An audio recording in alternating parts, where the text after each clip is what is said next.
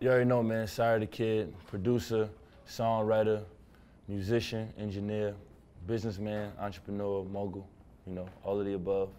Sex symbol, home wrecker, tell me when to stop. My first recording setup was in my mama's house. I had my room upstairs. When I realized I wanted to do music, I didn't give a shit about nothing else. I was like studying my craft at the time. I wasn't worried about being a star. I wanted to focus on what I was doing. I took all the clothes out my closet, and me and my dad went and got some insulation from Home Depot. And I took the door, built the door from scratch, put the window in it, turned it into a booth, turned my dresser desk, and put the setup on top of there. You know, real like classic shit. Put the mic in there. My P-popper was a sock, like to stop the pop from the mic. I didn't even have Pro Tools. I had a Cool Edit Pro. It was terrible. I had no plugins. It was like so bad. But it got me into the process of just recording when I wanted to and recording myself without really relying on an engineer.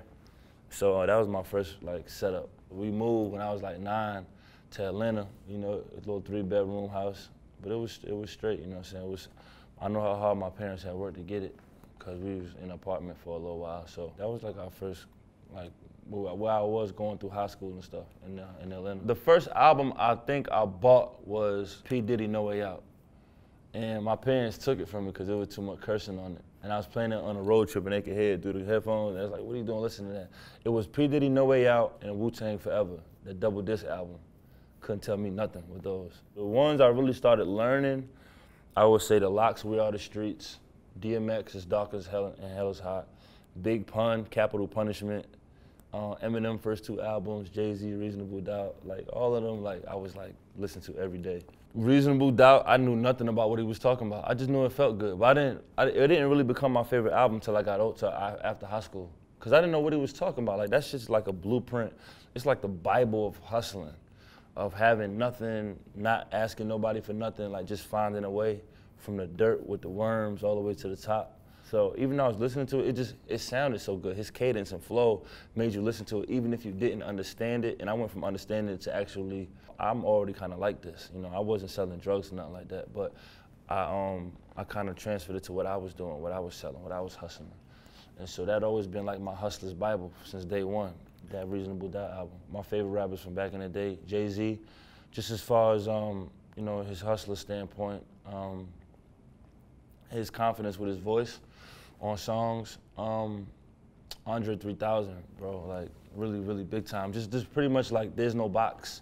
Like I would never allow somebody to put me into a musical box. Like I could come out and do a whole nother sound and you're gonna accept it for who I am. 3 6 Mafia was like the first Southern artist that I started to really, really listen to. Then Outkast. 3 6 Mafia just had that, they was like the Wu-Tang of the South to me. Like just all the artists, the sound, nobody really sounded like them, the dark beats. And then Outkast, just from being different, they was kind of lyrical. I mean, I didn't listen to Big Boy as much as I listened to Andre 3000. I couldn't wait till Andre 3000 first came on, but they both was dope. But I was really listening to Outkast on Andre 3000. A lot of people probably won't admit that. Nas, Big Pun, the way he would like just put so many words into a bar and like rhyme them together. Eminem, his creativity. DMX. DMX was like probably like my Tupac, because I was a little bit younger, so I didn't really understand Tupac for what he was until I got older. But if you talk about like, you know, a bald-headed, thuggish nigga who had the bitches and the niggas and was acting in a lot of trouble, it was DMX, you know, and he was dope. He would pray a lot. It was like that was like the closest thing I probably had to like a Tupac. But then a lot of the singers, like Erykah Badu, Lauryn Hill, her Miseducation was my favorite album of all time. So there's so many artists that I just take, like melody-wise, flow-wise, concept-wise, you know, just being a star. A lot of people. I don't like to plan how I do music. I like to just, once I get the beat, the good thing about Pro Tools, like the way I have my setup at the house, is like, I set it up how I'm comfortable. I put the headphones on, I put my plugins how I want them, and it's like I'm not even on earth no more. It's like I'm just gone. A lot of artists, they need weed, you know, a lot of them, some of them need lean, some of them do the hard drugs, you know, to get into their zone. But to me, Pro Tools and Self-Indulge, the Wave Bundles plugins are like my drug. It's like I hear myself a little bit different than what I actually sound like live. How can something so wrong feel right? Is that right? Yeah. It's my vices. Like Vices is one of those records, like, I literally did that. I think I was around a female. There's a girl that says a part of the hook on there. She was just hanging with me that day. She was walking around the house singing because she an artist. And then I was like, yo, just do this part real quick because her voice was dope. So it's all organic. I didn't plan to do it that way. I learned also slide melody into things, because now, with the streaming, the girls and the kids control a lot of the plays. And anybody that knows women and kids, they love melody. So even if I want to get my point across with having bars and stuff like that, I put some type of cadence and melody to it. I think that's very important today. And it's a challenge, because like, okay, I can rap it if I want, but now another challenge is finding a melody to it for the kids and for the females to kind of feel like I'm not yelling at them, or I'm not using a tone that they're not comfortable with, you know what I'm saying? So it's like you get more of a crowd that way. Struggles this year, I don't want to say struggles. I like challenges better. A lot of the things when I was able to actually progress came from something that was like letting me know that I need to do something different. I was doing something wrong. Just like the struggles I'm going through with understanding that I'm with a label now, how I gotta move a little bit differently, but also keep my independent grind. It ain't just a walk in the park when you sign to somebody. It's a great situation, an opportunity, but it's definitely a challenge to kind of let the label know, look, I know I'm new, but I'm coming to kick doors down, you know what I'm saying? My son going to first grade, and he started sports this year.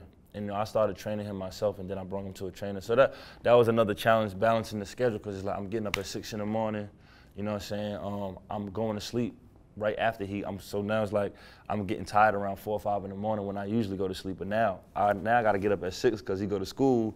So I'm getting up at 6, he got to go to school, then I may take a nap after that, then I got to pick him up at 3, you know what I'm saying? Then he got practice at 6, and I'm usually going to the gym.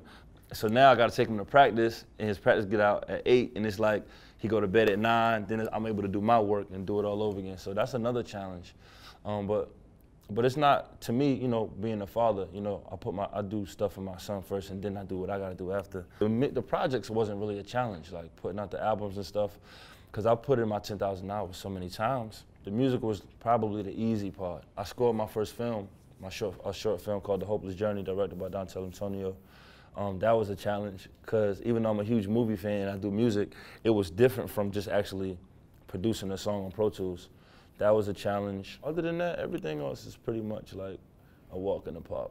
I mean, at first you get the adrenaline from it, you get all the, yo, congrats, but I always hated that word, because I always felt like once I accomplished something, I'm looking toward the next goal. It feels the same. It's almost kind of like when your birthday comes and they ask you if you feel older. No, like I'm so busy looking toward the next goal.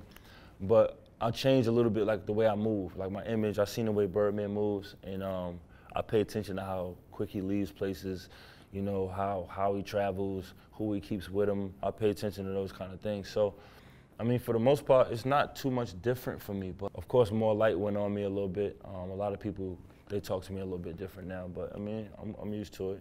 I'm usually knowing a lot of people, so just take it with the flow. They know being loyal to each other's the only option. They know when that money on the table, we gon' divide it.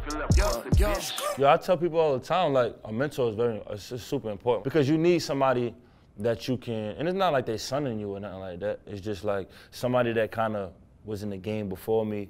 My parents were my first mentors, but I talk to Bumpy Knuckles a lot. Sway is somebody that I text every now and then if I'm about to make a decision, because life is about decisions. You know what I'm saying? Like, I tell people all the time, don't think so much, but how do you stop thinking? But to me, the curse of thinking is when you don't actually make a decision. So it's like when people do that open thinking and they never actually conclude anything. But a mentor is good because they give you an option. I'm not really a big fan of taking advice. I'm one of those guys that I have to learn from bumps and bruises. You can't just tell me don't push this button, something's gonna happen. I have to push it. I have to know what's gonna happen. And I have to also be man enough to deal with the repercussions from it, or also understand that you might be pussy. You might be going through your whole life not pushing that red button, but I gotta do it because you play everything safe, and I like to break rules. You learn the rules, you break the rules, then you remake the rules. And it's like I had to learn that on my own. My parents didn't move like that. You gotta find somebody that's like, that did kind of what you're doing similar, and made mistakes, and that's open to admit those mistakes, and also open to open his contacts to you, or her, and stuff like that. Super important, man. I used to do this practice thing with one of my homies, Els. We used to do this thing like when we were talking, whatever he would say, I would rhyme it in full. So if it's like somebody say 2 weeks notice, I say usually focus. It's like I rhyme all the syllables. When I dropped the Too Soon project right before it, everyone thought that my wire transfer from Birdman song was like a diss to Rick Ross. But it wasn't. I was just addressing the elephant in the room, because I'm not one of those, I'm not going to come through and act like I don't hear all the shit people say about Cash Money or Bird, or Ross didn't just put out his, you know, record tour Bird. And I wanted to address the elephant in the room. So a lot of people took it for like a diss, but it wasn't that. I don't even know Ross. I never met him. I'm a fan of Rick Ross, if anything. So that was the first thing but no diss was like the closest I heard to it, because it was first just 2 weeks notice. And then I ended up changing it to no diss because people kept asking me the song, so I wanted to keep explaining it. Because I actually just seen Ross at Bryson Tiller concert. We was all backstage. So it was like, I mean, it wasn't no beef or nothing like that. I mean, I didn't speak or anything, but I mean, I saw him. I don't know if he saw me or not, but it was just like, it made me put that in there. I wanted to do a project kind of right before where I could rock with the DJs, go out, give something to the streets, and just have some fun. So I wanted to record for 14 days straight, 2 weeks, and just notify y'all the day I started it. After the 14 days passed, send it to my engineer and just put it out to the people. And that's really the concept behind it. When I announced it, I didn't even use the designer I usually use. I tweeted it out like, yo, anybody send me a dope artwork, I'm using it. And this guy named Flexin' Designs did it. And he did the motion artwork for that and Vices. I gave him an opportunity, tagged him on everything, because people ain't doing that shit. They're not showing no love. And you know, you got Apple Music and Spotify, they don't show the information. I'm hoping they change it one day though, to who's producing it and who designed it and who did the artwork. They need to have a section in these streaming sites for people to get their credit. I think it's a huge issue. A lot of artists aren't smiling. Everybody's always looking so angry. They're always so upset. And I get it, a lot of motherfuckers ain't happy, so don't smile. But I am, so I wanted to put something on with me smiling, you know what I'm saying? Happy as hell like I usually am. He actually did it first with some money next to me, but I don't like showing money, so we changed it to a microphone. The guys that you see on the project, those are all people that I know. Like, those are my 4 producers. TM88's on there from 808 Mafia. I knew him since before Slim Duncan died, when we was calling him Brewski and Bart. London on the track. I knew London for years. Derez Deshawn, Rich the Kid, K-Camp, Money Man. These are all niggas that I fuck with. So I needed people that I could hit real quick and could send it back to me ASAP, because I didn't have time. I had 14 days. So that's why you see all those people on the project. And Birdman's on it. It's people that I could hit and just be like, look, bro, I need this. Maybe the most personal one, I don't know, is Humble Beginnings, because I'm talking about shit that I was dealing with niggas that I came up with. It's kind of like putting niggas on blast, kind of like, you know, niggas saying I changed, and no, nigga, you know, you was bullshitting when I tried to do it with you, but then I had to move forward type of shit. So all of them shits, man, everything on there is like shit that I'm doing and saying, and it's just fun. Every record, I don't know. We'll see though, we'll see in a minute.